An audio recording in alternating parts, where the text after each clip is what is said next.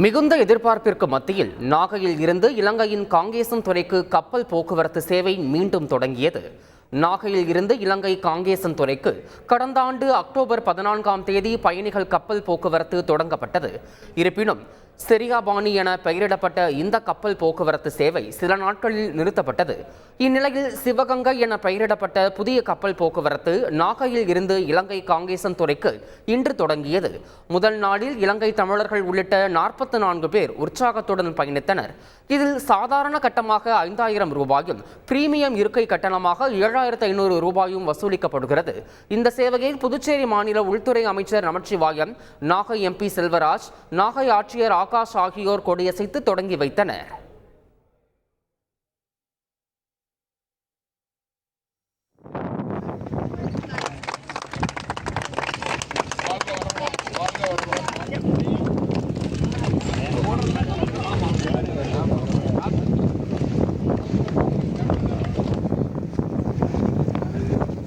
யாழ்ப்பாணம் பார்க்கறதும் அங்கே சுற்றி இருக்கிற ஏரியா போய் சுற்றி பார்க்கறது ரொம்ப எக்ஸைட்டடாக ஃபீல் பண்ணுறேன். ப்ளஸ் ஃப்ளைட்டில் போகிறத விட இந்த மாதிரி கப்பலில் போகிறது, ஃபெரியில் போகிறது ஒரு நியூ எக்ஸ்பீரியன்ஸாக இருக்கும். ஸோ அதை எக்ஸ்பீரியன்ஸ் பண்ணுறதுக்காக தான் இந்த ஜர்னி.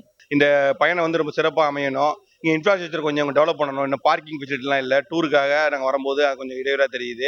இது பண்ணாங்கன்னா நாங்கள் ஃபேமிலியாக தமிழக தொப்புள்கொடி உறவுகள் ஏரியாக்களை பார்க்கறதுக்கு மிகவும் வசதியாக இருக்கும். இதுக்கு அரசாங்கம் கொஞ்சம் அதை உதவி செஞ்சு கொடுக்கணும்னு கேட்டுக்கிறோம். இனி வருங்காலங்களில் வந்து இந்த தமிழ் மாவட்டங்களில் ஜாஃப்னா, மட்டக்களப்பு இந்த மாதிரி மாகாணங்களில் நாங்கள் சுற்றுலா வந்து சிறப்பாக ஏற்பாடு பண்ணித்தர முடியும்னு நம்புகிறோம். இந்த ஃபெரி கப்பல் வந்து தொடர்ந்து இயங்கணும்னு நாங்கள் வேண்டி விரும்பி கேட்டுக்கிறோம் எங்கள் சங்கத்தின் சார்பாக.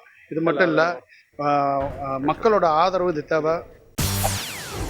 செய்திகளை உடனுக்குடன் தெரிந்து கொள்ள உடனே சப்ஸ்கிரைப் பண்ணுங்க.